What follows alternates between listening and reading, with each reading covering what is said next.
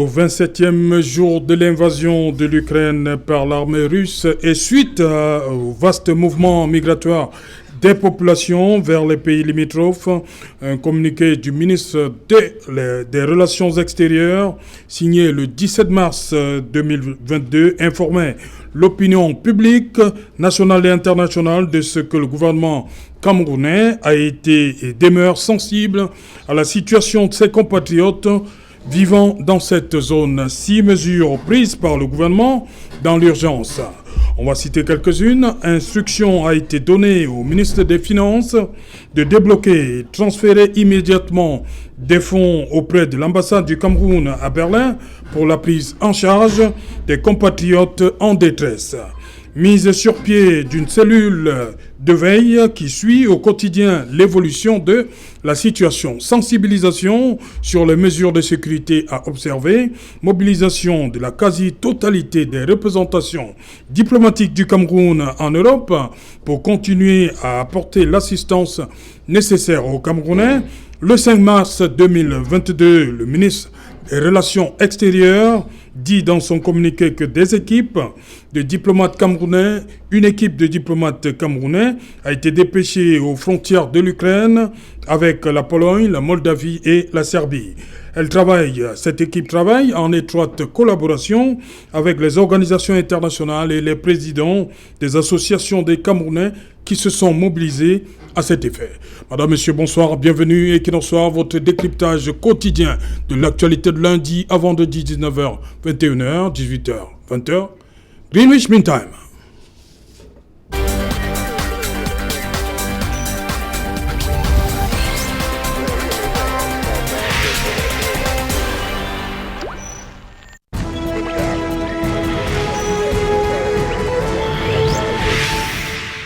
Camerounais en détresse en Ukraine, que fait le Cameroun pour tenter de répondre à cette question? Nous avons invité en plateau ce soir Guy Stéphane Niasse, bonsoir. Bonsoir Serge Alain Autou, bonsoir aux millions de téléspectateurs d'Equinox ce soir. Je salue mes copanélistes, je salue la population du Nord Macombé natal. C'est un plaisir pour moi d'être là. Camerounais, le village.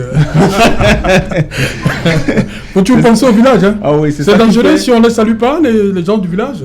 Non, pourquoi dangereux? Non, je pose la question. On est Equinox et puis je pense que c'est vous qui avez fait cette célèbre culture. Bonsoir Bafia, bonsoir. Je m'immerge dans Voilà, on salue les populations du Nord Macombé. Voilà. C'est du Nord Macombé. Nord Macombé. Voilà. Donc je suis heureux d'être là, j'espère qu'on va... Nous regardent en ce moment-ci? Forcément, oui, ils nous regardent. C'est bon? Il n'y a pas de problème d'électricité? C'est bon? Quelle est la question? Qu'il n'y a pas de problème d'électricité au Nord Macombé? Non, je demande. On se plaint des coupures là. On se plaint des coupures récemment au Cameroun et c'est un problème conjoncturel. Forcément au Nord Macombé aussi il y a quelques coupures de temps à autre. Ok. Merci Guy Stéphane. Bonsoir Sop. Amine Fouadieu, bonsoir. Bonsoir Serge Alain. Et bonsoir aux millions de téléspectateurs qui nous regardent ce soir. Bonsoir à mon ami Guy Niasse qui a pris le soin de saluer ses compatriotes du Nord Macombé. Je vais juste m'appesantir là-dessus pour vous rappeler que vous voyez effectivement que le fédéralisme communautaire est une réalité, c'est un fait. C'est-à-dire que même si nous le refutons, même si nous le refusons, cela nous rattrape toujours. C'est-à-dire qu'on se sent toujours appartenir à une communauté. Donc la nécessité aujourd'hui du projet que nous portons, qui est celui du fédéralisme communautaire, vous comprenez que c'est très important aujourd'hui. Nous le vivons, donc nous devons pouvoir le théoriser et en faire une richesse pour les autres. Donc je voudrais dire bonsoir à toute l'équipe de Equinox Télévision ce soir et je donne un bonsoir particulier à l'équipe d'Equinox ce soir parce que j'ai lu ce soir une note du gouverneur qui circule dans les réseaux sociaux et dont certains camarades de Guignas se partagent avec beaucoup de zèle et qui certainement me fait beaucoup de mal parce qu'une fois de plus, j'ai l'impression que les libertés sont en souffrance ou sont en péril au Cameroun parce qu'il faudrait leur rappeler que le gouverneur, pour qui j'ai beaucoup de respect parce que c'est quelqu'un de suffisamment dynamique dans la ville de Douala, dans la région, certainement a eu quelquefois des petites sorties qui nous ont parfois interrogés parce que récemment, quand les mouvements des enseignants ont commencé, c'est lui qui recevait des motos taximans à la région qui se déclarait être l'armée de la rue de Paul Biya. Une façon de dire que si les enseignants pointent leur nez dans la rue, ils auront en face des bensikineurs. Bon, la façon avec laquelle la crise a évolué et que lui-même est revenu au meilleur sentiment au point où il allait présider des réunions des enseignants, ça veut dire qu'il a compris que peut-être son approche n'était pas la bonne. Je m'étais dit qu'il serait sorti de là avec peut-être une leçon qu'il avait tirée, mais la déclaration de ce soir, moi, je la trouve très, très déplacée parce qu'au Cameroun, il y a quand même ce qu'on appelle le Conseil national de la communication qui connaît de ce genre de faits. Si jamais il y a eu des abus. Et puis, aujourd'hui, il y a la notion de droit de réponse. Ça veut dire que si vous dites des choses dans des médias qui me concernent, qui m'impliquent et dans lesquels je ne m'y reconnais pas, j'ai le droit de vous reprendre, j'ai un droit de réponse. Donc moi je pense qu'il y a eu ces deux options que le gouverneur aurait dû activer, que d'envoyer ce genre de document qui malheureusement, comme toujours, est repris par les camarades du parti de Guignassi comme une victoire, mais ils oublient très vite que c'est des décisions qui davantage démontrent qu'au Cameroun, les libertés sont en souffrance. Merci. Bonsoir, Dr Davaris Ngoudjou. Bonsoir, Serge Alain. Bonsoir à mes deux copanélistes. Voilà, Dr Davaris Ngoudjou, je l'ai dit, nous sommes rendus au 27e jour, mais nous, on a ce qu'on appelle la loi du mort kilométrique. Ce qui nous intéresse, il y a nos compatriotes qui sont de ce côté-là. On a fait un programme ici, là, avec nos compatriotes de la Pologne, Armel Sandjon, qui il s'occupait en ce moment-là de ces Camerounais qui partaient d'Ukraine. Il les accueillait en Pologne. Aujourd'hui, rendu au 27e jour, les bombes continuent d'être lâchées du côté de l'Ukraine. Les populations sont toujours en souffrance, y compris les Camerounais. Justement, Serge Alain, avant de rentrer dans le vif de votre sujet, je vais un peu m'appesantir sur l'aspect du traitement qu'on accorde à nos enseignants, comme soulevait mon ami Sop, en lien direct avec notre actualité. Le traitement que nous accordons aux enseignants dans notre pays n'est vraiment pas réduisant. Même l'actualité dont nous parlons en Russie, la personne qui est au centre de cette actualité en Russie a été remarquée et attirée en politique par son enseignant. Parce que nous rappelons bien que quand Vladimir Poutine a fréquenté à Saint-Pétersbourg, quand il va en Allemagne, après quand le mur tombe, il faut qu'il rentre. Quand il revient à Saint-Pétersbourg, c'était comme un simple fonctionnaire. C'est son professeur, Anatoly Sobchak, qui est maire de Saint-Pétersbourg, qui appelle, il se souvient qu'il avait un étudiant qui était très brillant, il appelle à la mairie de Saint-Pétersbourg en tant que responsable des affaires internationales. C'est en ce moment que Boris ici remarque qu'il y a vraiment quelqu'un là qui travaille avec Anatoly Sobchak, qui est extrêmement efficace et qui le fait venir à Moscou, qui travaille les affaires présidentielles et qui pratiquement participe à relever la Russie, et que la Russie est aujourd'hui en train de bouleverser pratiquement les données géostratégiques du monde. Donc vous dites quoi? Que l'enseignant a un rôle extrêmement important. Ne pensons pas que nous pouvons les maltraiter, les mépriser, quel que soit ce que fait le gouvernement, quel que soit ce que fait le ministre. Si nous traitons mal les enseignants, tôt ou tard, nos enfants peuvent bien fréquenter dans les grandes écoles ailleurs, mais ça aura l'impact sur la nation. Non, il paraît, on n'aime pas trop quand on parle des enseignants.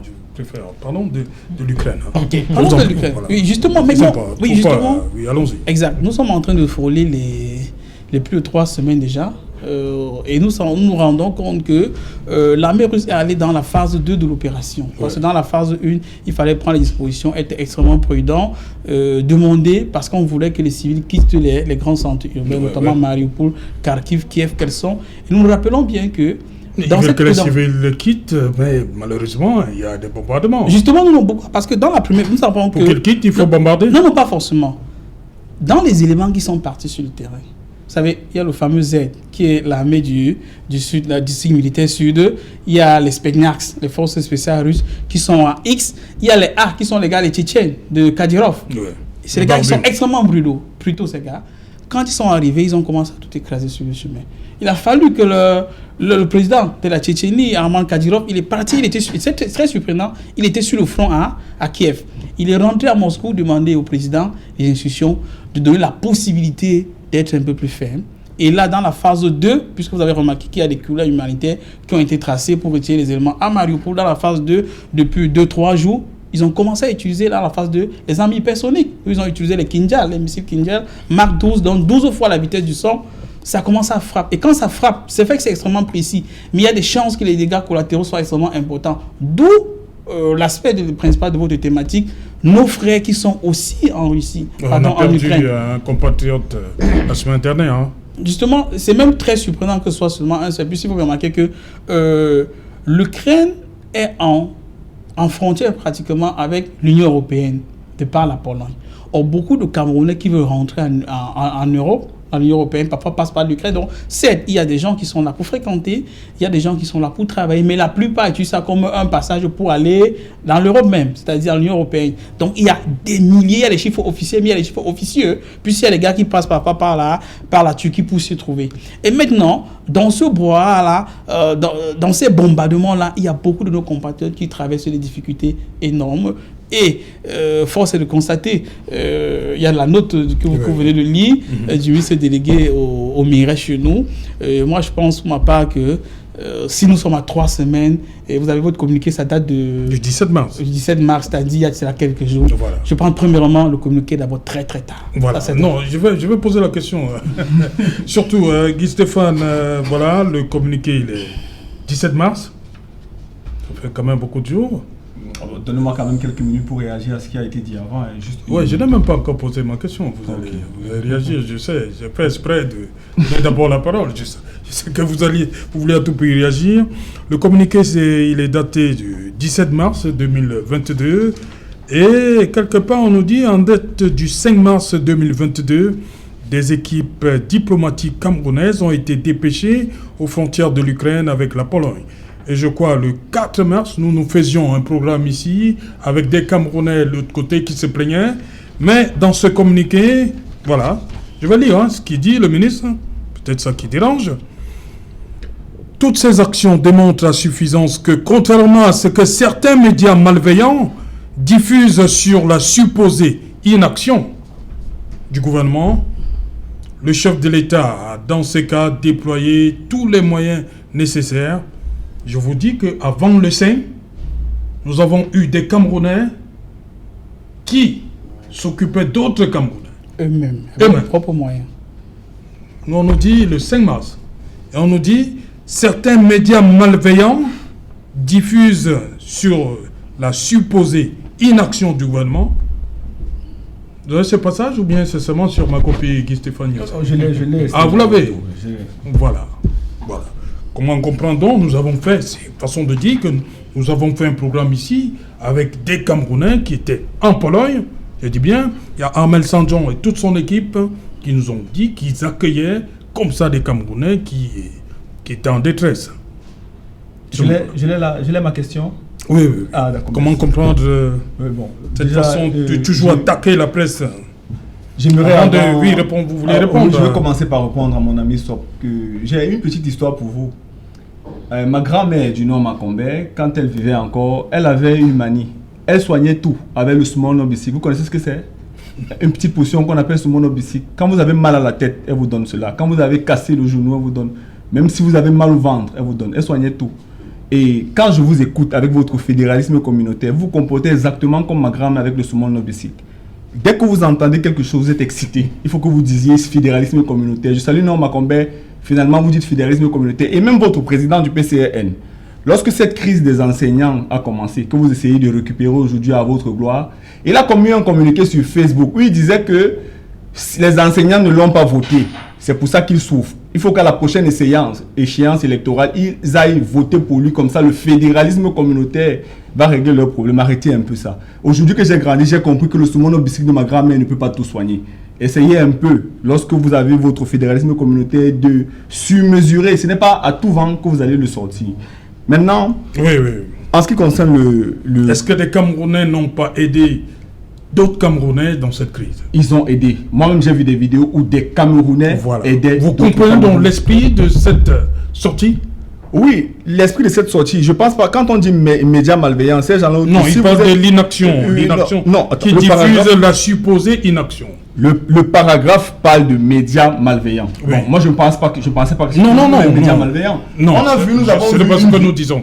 Oui, justement. Nous avons vu une vidéo de France 24 où il y a eu un groupe de Camerounais qui semblait dire qu'on n'a jamais rien fait pour eux. Or, ce n'est pas vrai. C'était quand? Parce que c'est mieux. La semaine dernière, je crois que j'ai vu cette vidéo circuler dans notre forum le soir, par exemple. La semaine dernière, je l'ai vu. Où il y a un groupe de Camerounais qui disait qu'on n'a pas pris soin d'eux, on n'a pas fait ci, on n'a pas fait ça. Alors que ici, le docteur Davaris dit qu'il y a un certain nombre de Camerounais qui ont fait. Et moi, j'ai vu circuler le numéro officiel que le gouvernement a donné pour aider les Camerounais à sortir de l'Ukraine. Bon, maintenant, est-ce qu'il faut dire que, ou bien quand ce sont les Camerounais qui mènent des actions, vous ne voulez pas mettre ça du côté du gouvernement? Moi, je pense qu'il y a eu deux types d'actions. Des actions individuelles des Camerounais et des actions du gouvernement. Maintenant, il y a un autre problème qui est sous-jacent.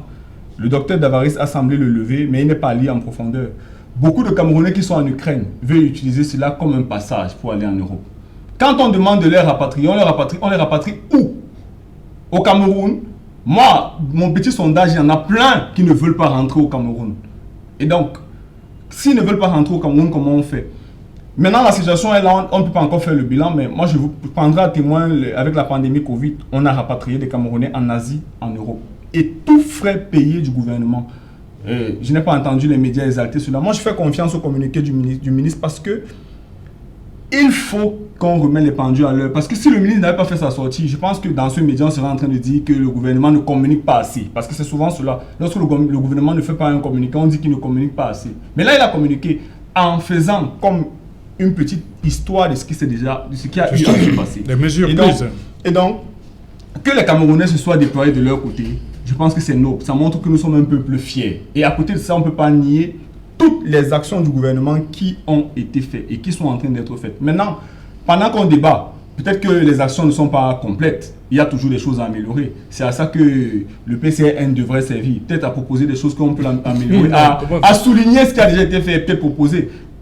Parce que jusque-là, plein de choses sont en train d'être faites. Et puis moi, je pense que l'enjeu aussi, c'est se demander est-ce que ces Camerounais-là qui sont en Ukraine souhaiteraient rentrer? Parce que c'est ça l'objectif. Le rapatriement, c'est les ramener au Cameroun. C'est ça la voie, c'est les ramener au Cameroun. Non, est-ce qu'on parle de rapatriement, les mesures prises là?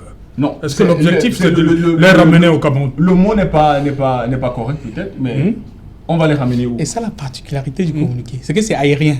Voilà. Il n'y a rien de concret. Est-ce que l'objectif c'est ramener les Camerounais au Cameroun? Non, et leur apporter une assistance. Une assistance pour qu'ils fassent quoi? Pour qu'ils restent en Ukraine en temps de guerre? Il y a une guerre dans un pays qui est l'Ukraine. Le problème, tu crois, c'est de les sortir pour les ramener, terrain de guerre. Pour les amener en Pologne alors qu'ils n'ont pas le visa pour qu'ils soient en Pologne. Alors qu'il y en a qui sont là, qui n'ont pas de papier. La situation est complexe. Ils n'ont pas de papier? Oui, il y a des Camerounais peut-être qui n'ont pas de papier qui sont là-bas, puisque le docteur l'a dit. Et ce qui est vérifié, il a dit qu'il y a des Camerounais qui n'ont pas de papier. Que c'est un passage que les Camerounais utilisent pour aller dans l'espace Schengen. Parce qu'ils veulent immigrer de façon clandestine. Disons-le honnêtement. Mais maintenant, ces Camerounais qui sont là en Ukraine, quand le gouvernement va leur donner un coup de main, c'est pour les ramener où? Voilà. En Pologne. On a vu des Nigérians rentrer à Abuja. Justement, parce qu'en fait, l'action humanitaire, la responsabilité humanitaire, ce n'est pas forcément de rentrer chez vous. À quoi servent les ambassades? Dans les ambassades, vous avez toujours un attaché militaire qui a la responsabilité d'apporter des solutions en cas de conflit. Premièrement, les Ukrainiens qui sortent, ou d'autres nationalités qui sortent, pas tout. Il y en a certains qui partent en Europe. Oui. C'est ça la loi. Quand on est en situation de guerre, on ne vous demande pas le visa pour rentrer. Vous sortez d'abord du théâtre des opérations, et ensuite, ça, ce sont des questions humanitaires. On ne dit pas. Après, maintenant, vous trouvez les solutions. Il y a des gars qui sont partis. Il y a des Africains qui sont rentrés jusqu'en Espagne. Il y en a qui partent à l'école.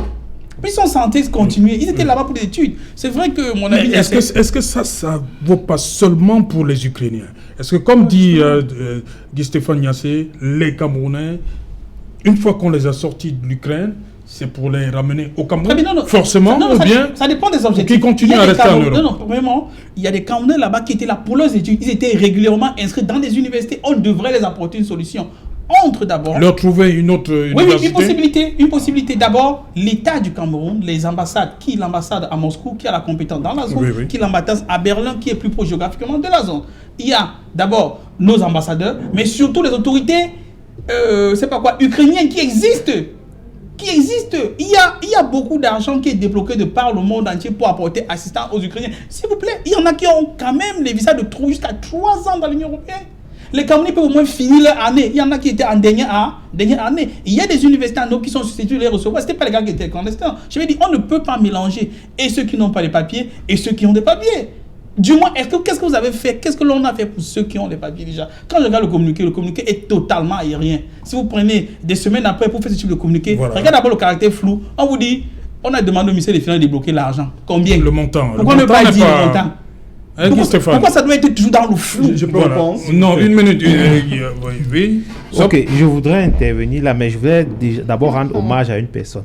Je voudrais rendre hommage à la grand-mère de Stéphane Niasse, parce que je ne suis pas sûr qu'elle a fait des longues études, je ne suis pas sûr qu'elle connaissait ce que c'est qu'un costume cravate, mais au moins elle a soigné avec du small bicycle jusqu'à ce qu'il soit un grand garçon, et qu'aujourd'hui en costume cravate sur un plateau de télé, il veut remettre en cause la science.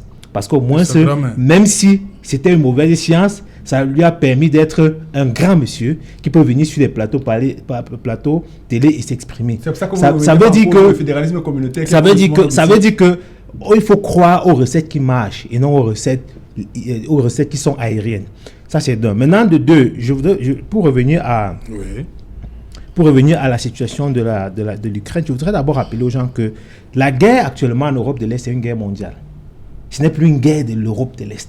C'est une guerre qui touche tout le monde entier. Parce que les mesures économiques qu'on est en train de prendre à l'égard de la Russie met en difficulté tout le monde. Je vais vous prendre un exemple. Actuellement, le prix du blé est en train d'augmenter.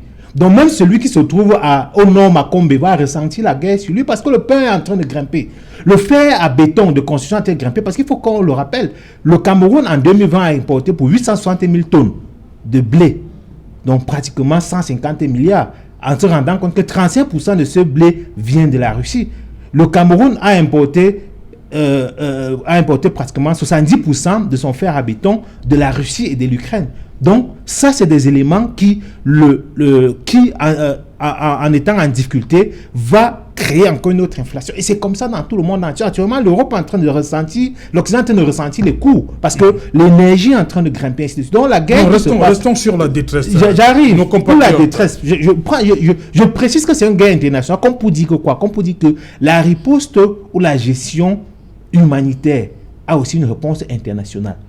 Parce qu'avant le communiqué, je précise ça pour que vous compreniez bien, avant le communiqué du ministre, il y a des mesures... Le communiqué arrive le 17 mars. Avant le communiqué du ministre, il y a des mesures qui avaient déjà été prises. Oui. Parce que, je passe à la date du 28 février, la chargée d'affaires par intérim de l'ambassade de Russie avait commis un communiqué dans lequel il a précisé aux Camerounais que rester sur place et veiller à suivre les consignes que les autorités vont vous donner. Ça, c'était la consigne que les autorités camerounaises avaient donnée. Et pendant qu'ils donnaient les autorités, ils ont précisé dans le même communiqué, la chargée d'affaires par intérim, dans ce même communiqué, a précisé qu'ils attendent les mesures du gouvernement camerounais. Nous sommes le 28 février. Ouais, 4 jours après le début de l'invasion. Le 5 maintenant, l'ambassadeur Victor Ndoki en Allemagne a maintenant repris d'autres communiqués où il expliquait les mesures qui ont été arrêtées pour accompagner les numéros. Mais sauf que ce qui n'a pas été précisé, c'est que c'est des mesures qui n'étaient pas prises spécifiquement par le gouvernement camerounais. C'est des mesures qui ont été prises par une organisation internationale à laquelle le Cameroun appartient, qui est celui de... Je parle de la protection civile. C'est un organisme international qui a pris des mesures. OIPC. Quant au retrait des personnes en Ukraine et des contacts de part et d'autre pour les prendre en charge. Ça, c'était des mesures qui ont été prises par cette organisation. Parce que, comme je le dis, la guerre est internationale, elle est mondiale. Donc, il y a des ripostes ou des réactions qui se gèrent de façon mondiale. Mais jusqu'à présent, le gouvernement camerounais, qui avait été interpellé déjà par le communiqué de la chargée d'affaires le 28 février, était toujours resté silencieux. Il a fallu que le gouvernement trouve la nécessité de sortir ce communiqué parce que France 24 avait déjà relayé la détresse de ces Camerounais. Et il faudrait préciser que de façon officielle, le Cameroun a 20 000 enfants, dont 15 000 sont des étudiants. Donc on ne peut pas dire que 20 000 personnes sont négligeables, même s'il y a des gens qu'on va dire qu'ils sont dans la clandestinité. Ok, bon, ceux qui sont dans la clandestinité, même s'ils sont des animaux, disons-le comme ça, soit. Qu'est-ce qu'on fait des 20 000 personnes, dont 15 000 Camerounais? Qu'est-ce qu'on fait actuellement? Quelles sont les mesures que le gouvernement a prises depuis que la chargée d'affaires a dit dans son communiqué, le communiqué là, il est disponible, a dit dans son communiqué que en attendant les mesures du gouvernement, tâchez de suivre les consignes. Voilà. Guy Stéphane, je crois que c'est la première fois, je vois où on dit qu'il faut débloquer, il n'y a pas le montant. Pourquoi ça reste vague là? Débloquer, procéder au déblocage et au transfert immédiat de fonds auprès de l'ambassade. Bon, de mon point de vue... Pourquoi ça doit rester secret? Non, ce n'est pas secret. Le montant n'avait juste pas son importance dans le communiqué. Ce qui avait son importance dans le communiqué, c'est de rappeler, par exemple, au paragraphe 3, qu'il y a des usages dans de pareilles circonstances. Il y a des usages. Et quels sont ces usages? Il faut mettre à contribution les associations de Camerounais qui sont là. C'est pourquoi vous avez vu des Camerounais prendre des initiatives. Et c'est pourquoi je disais qu'il ne faut pas qu'on pense que ces actions-là sont éloignées des actions du gouvernement camerounais. Et c'est des usages qu'on ne connaît pas, mais que ces pôles-là, ces ambassades-là maîtrisent bien. C'est ce qui a été fait. Ensuite, on a mis des numéros à la disposition de ces Camerounais. Maintenant, est-ce que cette vidéo de France 24, qui a même été remise en cause sur les réseaux sociaux, parce que j'ai vu sur les réseaux sociaux où on disait qu'il y a un gars qui est là en rouge, qui est plutôt en Russie. Moi, j'ai vu circuler cela. Déjà, on n'a pas pu authentifier la vidéo. Je ne sais pas si vous pouvez être sûr que toutes ces personnes-là sont de l'Ukraine. Ça, c'est la première chose. Parce que le gouvernement a eu envie de botter cette vidéo en touche. La deuxième chose, c'est que il y a des pays européens qui repoussent les Africains à leurs frontières. Pas que le Cameroun. Moi, j'ai vu des documentaires où des Nigérians, des Sud-Africains se plaignent qu'on leur refuse l'accès à d'autres pays. Pourquoi? Parce que ce n'est pas le même visa que l'on prend pour entrer dans ces pays-là. Il n'y a que les Ukrainiens qui sont admis là. Et maintenant, le gouvernement, quand il y a ce genre de situation, rapatrie. Ça, ce n'est pas quelque chose qui est discutable. On vous rapatrie. On rapatrie d'abord au Cameroun. Et comme dit Dr Goudjou, ceux qui sont peut-être en phase, qui doivent terminer absolument cette année. Entre la mort, oui, le risque de mort et les études, qu'est-ce qui est plus important? Vous pensez que dans une situation de guerre, le gouvernement va se mettre à réfléchir? Est-ce qu'on vous trouve une université, on paye votre préinscription, on vous fait une demande de visa et on paye vos frais? Vous pensez que le gouvernement peut faire ça pour des milliers de Camerounais? Le gouvernement ne peut pas. L'usage veut que le gouvernement mette des moyens en jeu et on les rapatrie. Et maintenant, il y a un autre problème. Et celui que j'ai refuse d'être rapatrié. Bien sûr, la plupart ne veulent pas. Non, c'est léger. Non, c'est léger. Hein. C'est un respectant le docteur Goudjou, permettez qu'il finisse. Non, allez-y, Guy Stéphane. Vous ne pouvez pas dire que c'est léger, docteur. Il ne faut pas dire que c'est léger, s'il vous plaît. C'est la réalité. Les Camerounais savent qu'en allant au niveau de l'ambassade, on va vous rapatrier. C'est ça la mesure. Vous ramener au Cameroun. Et puis, ils ne veulent pas rentrer là au Cameroun. Ils ont investi, ils ont des projets. Pourquoi ils ne veulent pas rentrer au Cameroun? Parce qu'ils ont des projets, ils ont investi, ils se disent c'est la raison. La guerre peut leur faciliter d'avoir.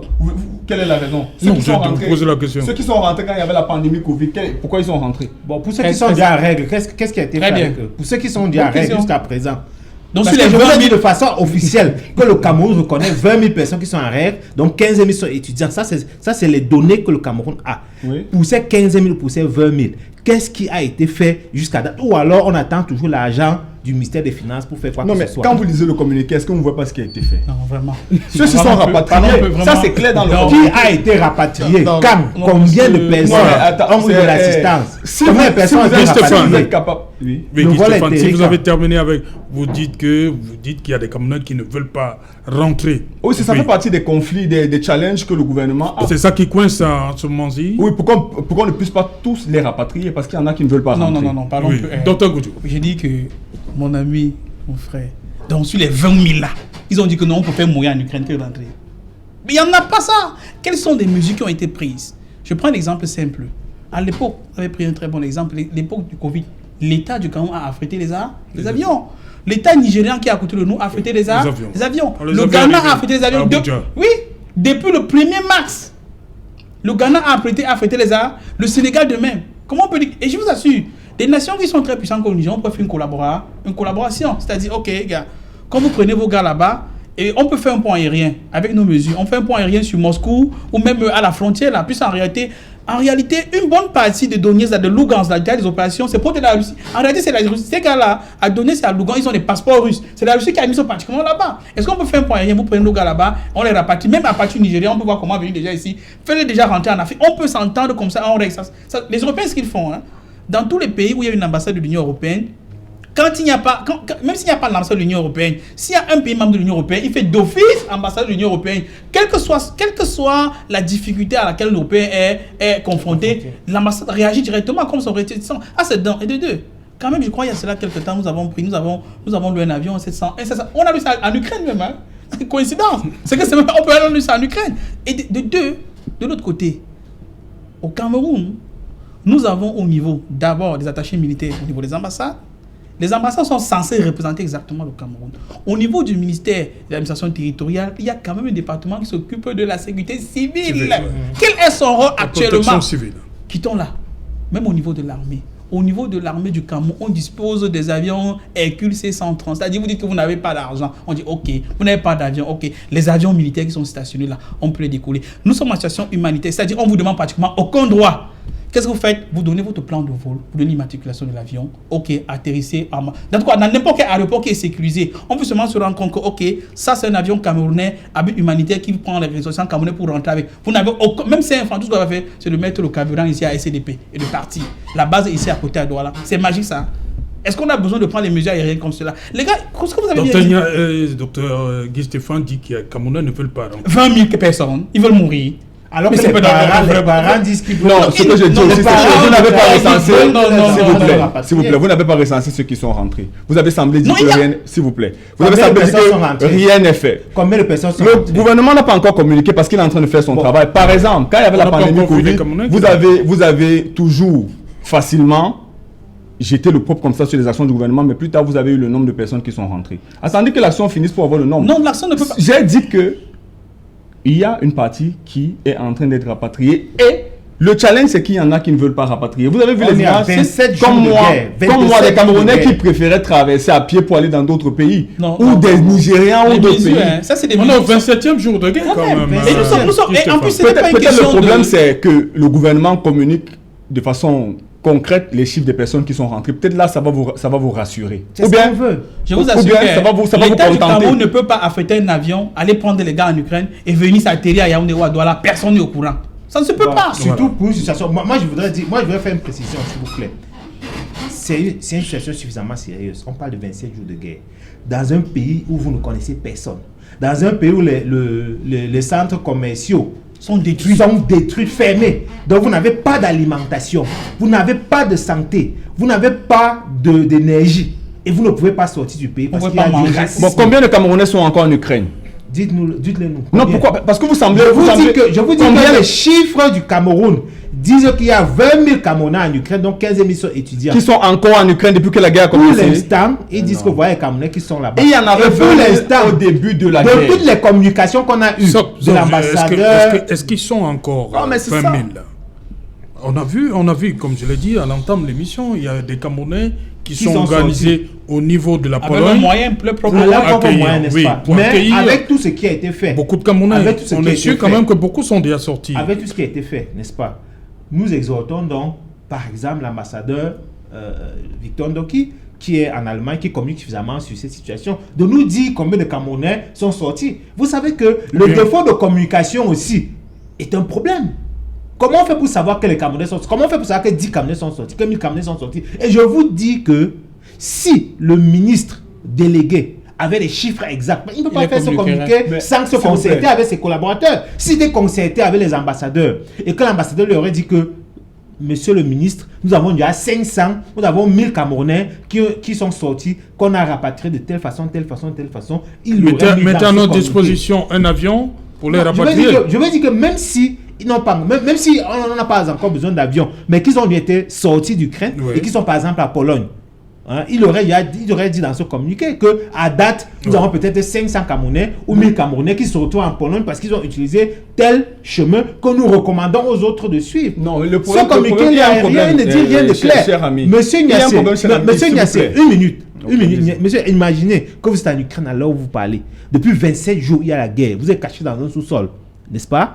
Il n'y a pas à manger, il n'y a pas à boire. Les centres commerciaux sont fermés. Il y a des problèmes d'énergie. Tout le monde est dans la panique. La ville est déserte. Vous n'entendez que les bombardements. Pendant les blancs partent. Les blancs partent. Et vous pouvez pas partir. Et pendant que vous attendez, la seule chose que vous avez comme réponse, c'est un communiqué de ce genre. Non. Il y a un numéro de téléphone. S'il vous plaît.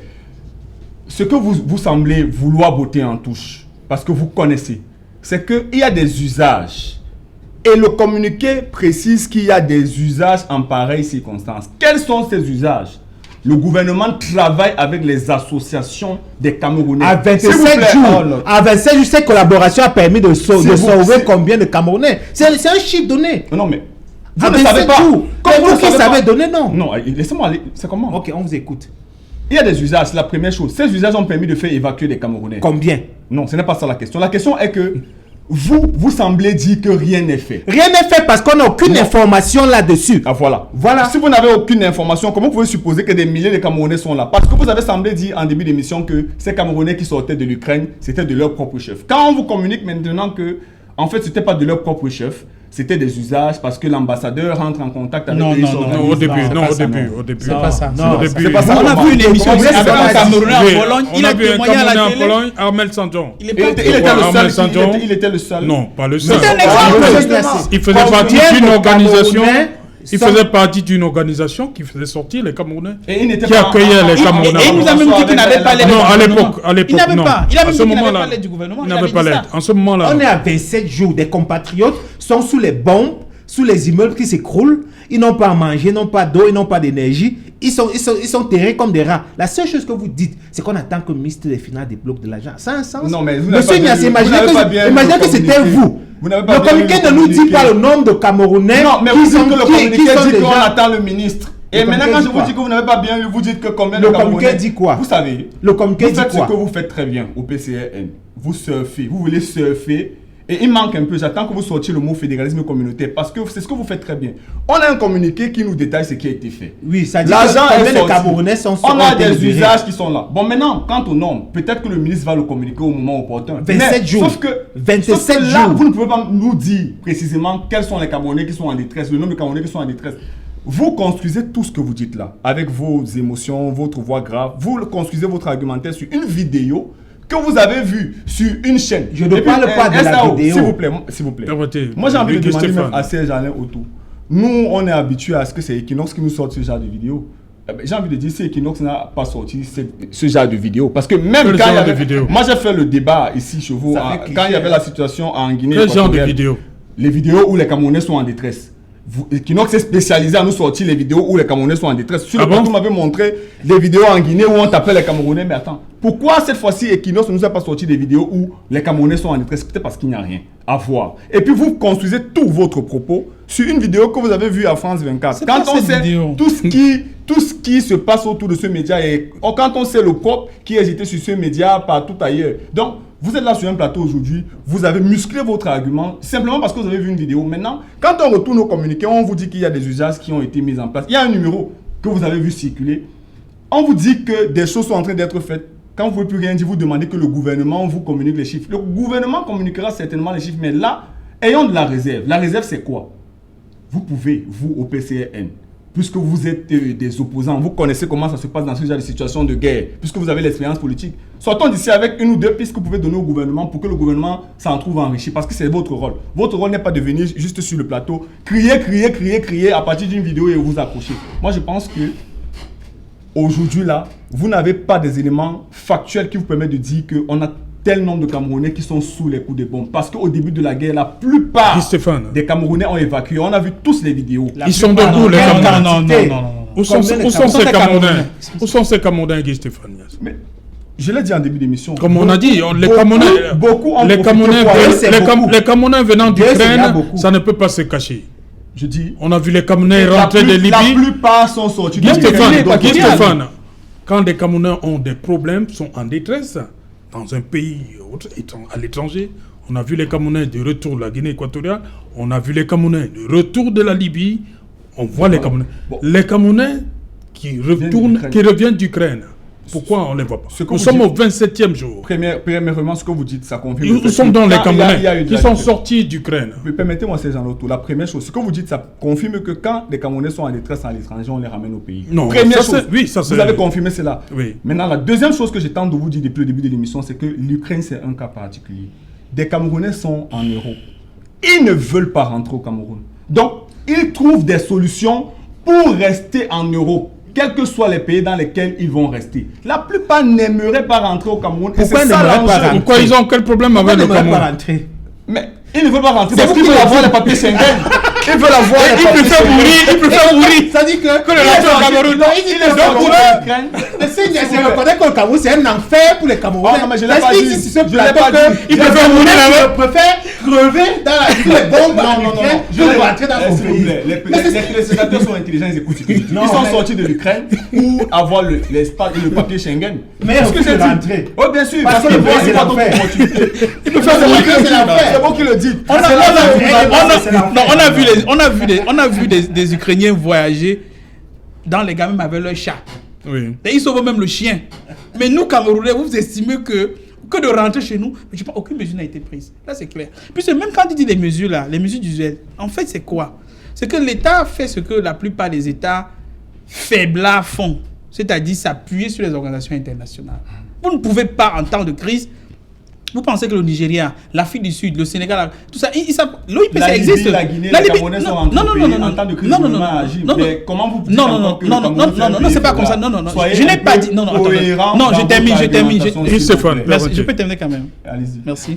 Je dis que la manière d'agir du Cameroun, c'est la manière des États faiblards. C'est-à-dire qui croise le bras et dit qu'il y a l'OIPC, il y a telle ONG, il y a telle association. L'association ACR. Ah non, mais le ACR, c'est pour tout le monde. Mais croyez-moi, un responsable du ACR, un responsable de l'OMS, l'Éthiopien, s'il faut prendre des mesures en faveur d'un pays, c'est d'abord en faveur de l'Éthiopie qu'en faveur du Burundi. Vous devez dire quoi? Les États prennent d'abord les mesures eux-mêmes en attendant ce que d'autres vont faire. Une précision.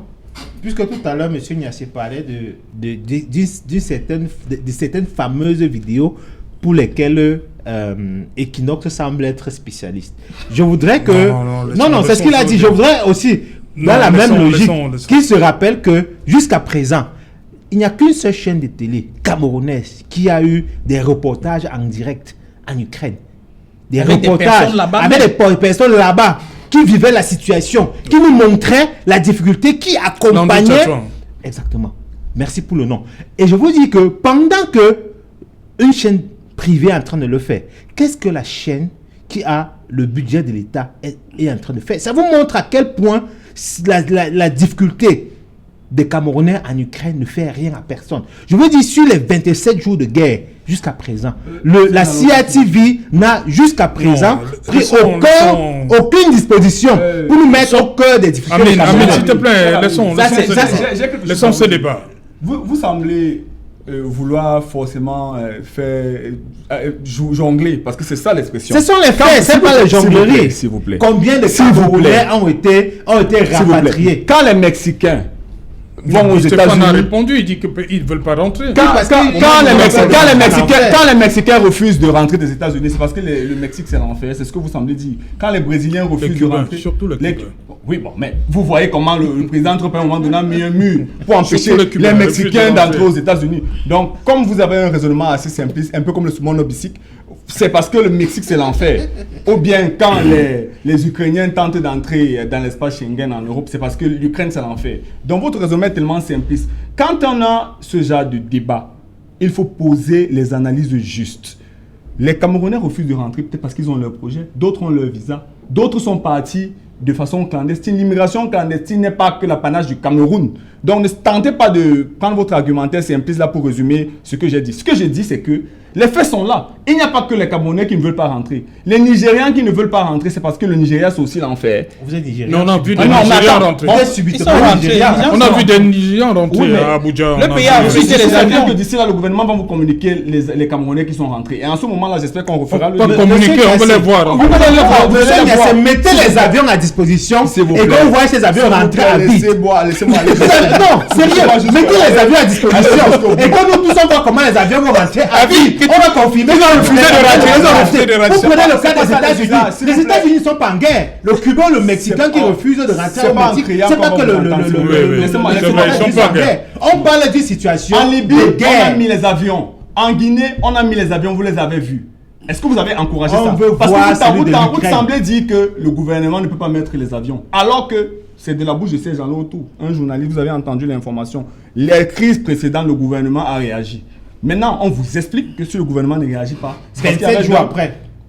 Non. 27 jours Parce après, qu'il les y gens avait- sont il y avait dans des les usages. sous-sols avec les bombes. Vous ne qui pouvez étaient- qu'essayer de me couper la parole. Non, ça. non, je vous donne, je On vous se relance connaît. juste. Non, vous n'êtes pas journaliste. Non, non, Vous pouvez docteur qu'essayer de Bey. me couper la parole, mais vous Bey. allez digérer ce que je suis en train de vous dire. Docteur La Goudou. première chose, les usages sont là. Et la deuxième chose, il y a un fait conjoncturel. Les Camerounais qui sont en Ukraine, comme les Mexicains aux États-Unis, comme les Nigériens, ne veulent pas rentrer. Pourquoi? Ils ont des projets. Ils ont des projets dans l'espace Schengen qu'ils aimeraient satisfaire. Ah, c'est Et pourquoi donc, les Camerounais ne veulent pas rentrer.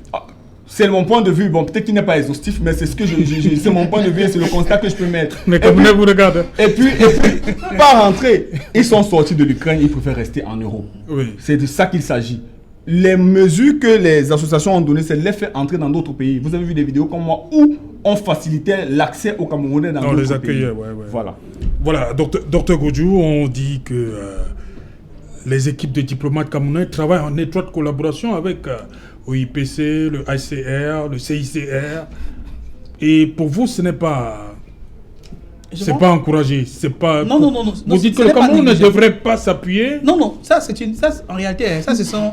Vous savez, le Cameroun est membre des Nations Unies. Oui. Et quand le Cameroun est membre des Nations Unies, de fait, le Cameroun est aussi membre de toutes ces différentes organismes des Nations Unies là. Et vous ne pouvez pas compter sur les trucs humanitaires quand on a une situation de guerre. Parlons de manière simple, Serge Alain. Vous ne pouvez pas dire que... Et moi, je dis, c'est ce qui est un peu... Moi, je pense que ce n'est pas cohérent avec ce que dit mon ami Niassé, M. Niassé, c'est qu'en fait, quand vous dites qu'il y a une cellule de crise qui suit une affaire, quand on dit une cellule de crise... c'est le ça veut troisième dire que- point. oui, oui. Ça veut dire qu'il y a des éléments, il y a des choses qui sont rien que pour cet art, en d'autres termes, en temps Qui suit réel. au quotidien Très l'évolution bien. de la On situation. peut faire un bilan en temps donne des données. Je veux dire, même en temps, c'est-à-dire qu'à l'heure actuelle, vous les appelez cellules de crise. Qu'est-ce qui s'est passé? Ils vous font un bilan. Ils sont pas Si vous impliqués dites avec les si vous chiffres, dites hein. qu'il y a un bilan, si vous dites qu'il y a une cellule de crise en Russie, il y a une cellule de crise en Pologne, il y en a une en Berlin. Mais comment on ne peut pas voir les chiffres de ce qu'ils ont fait? Ils suivent alors quoi? Les gens mourir? Des chiffres? Maintenant, quand on te dit que il y a beaucoup. L'Ukraine, c'est un grand pays. C'est une très grande nation, plusieurs fois plus grande que la France. Donc, quand vous dites que même tous les Ukrainiens ne sont pas sortis, vous ne pouvez pas dire que les Camerounais sont sortis d'Ukraine, ils sont en Europe. Les Camerounais veulent plus. Vous parlez du Schengen. Cameroun n'est pas dans la zone. L'Ukraine n'est pas dans la zone Schengen. N'est pas dans la zone Schengen. Donc, ils peuvent quitter là-bas pour rentrer au Cameroun. Il y en a plein. Et vraiment, il ne faut pas dire quelque chose de bien. Envoyer l'avion rentre vite. On confirme qu'ils ne veulent pas rentrer. Ils veulent mourir sous les bombes. Et maintenant, et le carburant là qu'on aura donc. mais vraiment, on est pour le C'est carburant. les alentours. Est-ce qu'on Sérieusement, a en Libye, c'est vous qui avez payé le est-ce qu'on a un carburant. problème de En Libye, en Guinée, c'est vous qui avez payé le carburant. Il y a des avions ou pas? puisque le communiqué, ce qui m'a Est-ce qu'il n'y beaucoup a pas des amusé, avions en Libye c'est et en que, Guy Guinée? Stéphane. et ce qui est très amusant, c'est que le premier élément du communiqué, c'est que le ministre des Finances va débloquer une grosse somme. La somme là, c'est combien? Immédiat de fonds. Combien? Guy Stéphane. C'est 1 milliard, c'est 100 milliards. Il ne faudrait pas dévoiler le montant, hein. On ne peut pas dévoiler quel montant. Quand même, le budget du Cameroun, on connaît, non? Même les lignes secrètes, on connaît. Les lignes 94, on connaît. Pourquoi on ne peut pas dire ce qu'on va envoyer là-bas? Parce que très curieusement, on aimerait que ça se gère d'une manière hasardeuse, qu'après qu'on n'ait pas de résultats. On ne peut pas dire que... Puisqu'on peut facilement faire la moyenne.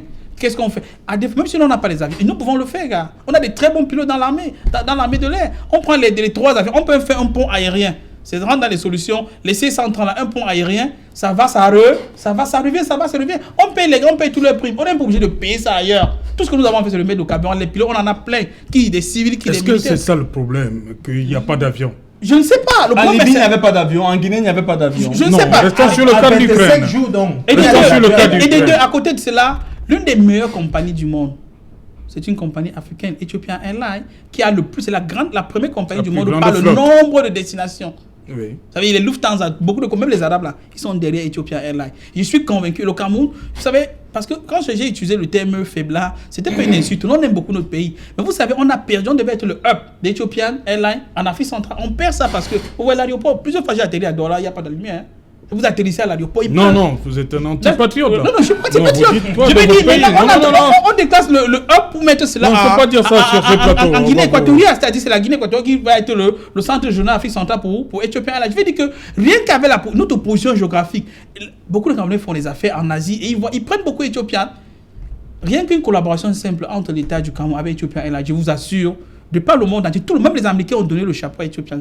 Pendant le Covid, c'est la seule compagnie qui avait l'autorisation des autorités chinoises de partir en Chine et de revenir avec la marchandise. C'est-à-dire, si vous signez, je suis convaincu que l'État du Cameroun a quand même une crédibilité. Si vous parlez avec Ethiopian, vous dites nous avons nos ressortissants, vous pouvez les prendre à Varsovie ou alors, je sais pas quoi, à Moscou ou à Berlin. Ils vont revenir. On va voir comment régler la facture.